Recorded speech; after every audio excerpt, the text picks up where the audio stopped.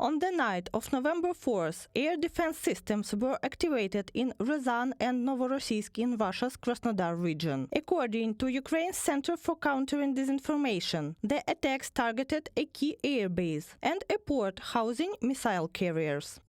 Ryazan strikes on the Dyagilevo Air Base, one of the key strategic aviation bases of the Russian Federation. In Novorossiysk, a port was attacked where Russia bases missile carriers involved in strikes against Ukraine. Andriy Kovalenko, head of the Center for Countering Disinformation at the National Security and Defense Council, on Telegram.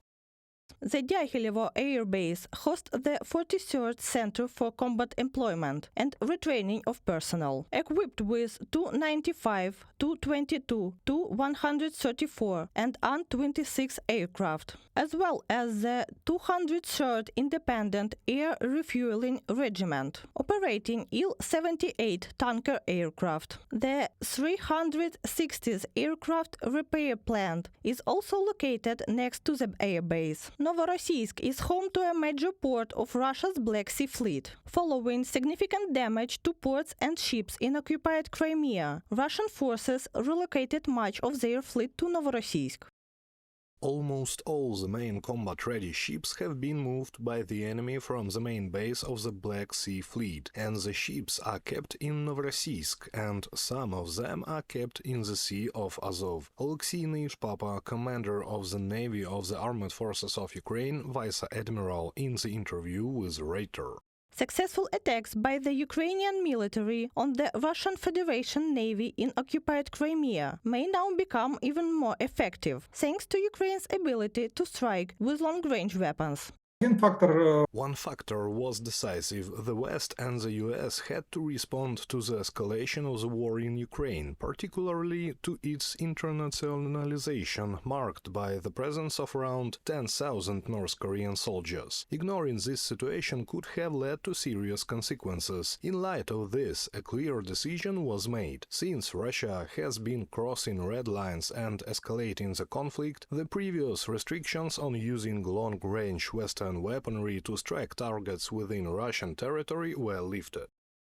The Institute for the Study of War reported that approximately 250 Russian military sites, including ammunition depots, airfields, headquarters and troop concentrations, are within range of ATACMS missiles.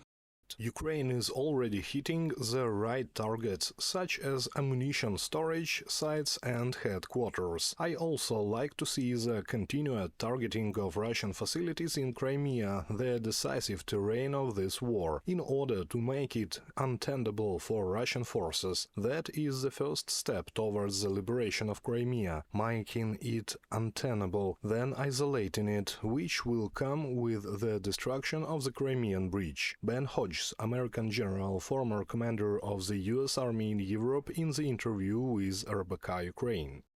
In response to the US granting Ukraine permission to use long-range weapons on Russian territory, the Kremlin launched an experimental medium-range ballistic missile, dubbed Oreshnik by President Putin. After the strike, Putin threatened further attacks. However, Putin's Oreshnik has turned out to be a stage spectacle, report the Moscow Times, citing sources within the Kremlin.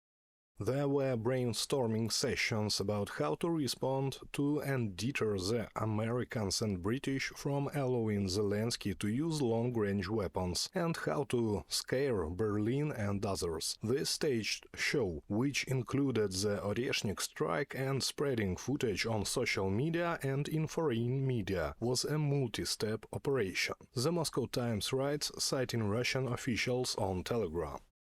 The Moscow Times report also claimed that Russia likely lacks real stockpiles of the new Oreshnik missile, and production could take 5-7 years to establish. Reported by Bastun Katerina Yulia Granovska, UATV News.